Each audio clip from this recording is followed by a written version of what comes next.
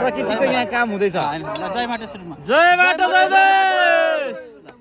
आज यो बुढा नीलकण्ठमा प्रकृति संस्कृति प्रविधि र आज यहाँ प्रविधि र प्रकृतिको चाहिँ यहाँ काम भइरहेको छ। प्रकृतिको ल हेर्नुहोस् यहाँनिर हामीले वृक्षारोपण गरिरहेका छौँ। यहाँनिर तपाईँको 100 भन्दा 200 भन्दा 500 भन्दा धेरै बिरुवाहरू चाहिँ रोपेर यहाँनिर अहिले यसरी झारहरू फाटेर यहाँ रोपिरहेका छौँ।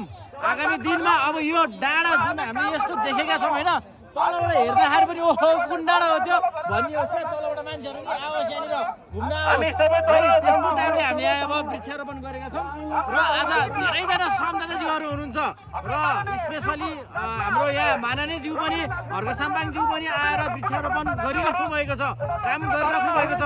नेतामा हुनुपर्ने गुण उहाँले दिनुभएको छ। ल हेर्नुहोस् न, अरू छ कुनै नेता यसरी यो होइन वृक्षारोपण गरौँ, हाम्रो देश बनाऊँ, गरिब दुखी जनताको आँसु पुछौँ भन्ने नेता अहिलेसम्म जन्मेका छन्।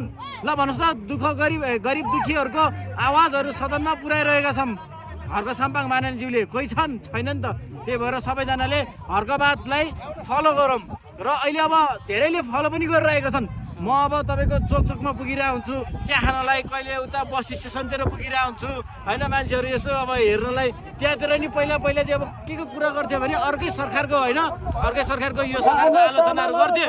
तर अहिले चाहिँ ओहो हामीले त त्यता होइन, अब हर्कबादलाई फलो गर्नुपर्छ भनेर उहाँहरूले भनिरहेका छौँ। ल हेर्नुहोस्, आज पूर्वबाट उदाएको एउटा मेयरबाट एउटा अहिले सदनमा पुगेको मान्छे र पुगेको आवाजलाई एकदमै गोर्खाबाट एउटा जोडिनु भएको साथीलाई एकदमै सलाम छ उहाँलाई पनि। अब यसरी नै आज चाहिँ मेचीदेखि माघेटे भनौँ न, यसरी नै काठमाडौँमा सबैजना जोडिम होइन। मेचीदेखि माघारीसम्म जोडिन्न। हामी 77वटै जिल्लाबाट युवा पुस्ताहरू जोडिँदैछ होइन। देशलाई माया गर्ने, विदेशमा भएका पनि नेपालमा भएका पनि हरेक जेएनजी पुस्तादेखि युवा पुस्तादेखि 60 वर्ष क्रस भएका हरेक व्यक्तिहरू हर्क साम्पाङज्यूको यो श्रम अभियानमा विशेष गरी श्रम संस्कृति पार्टीमा जोडिँदै गर्दा कतै तपाईँ छुट्नु भएको त छैन। बेलामा विचार गर्नुहोस्।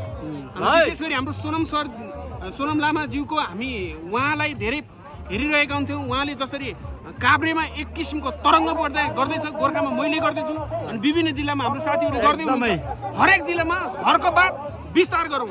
जय देश, जय माटो, जय हर्कबाद।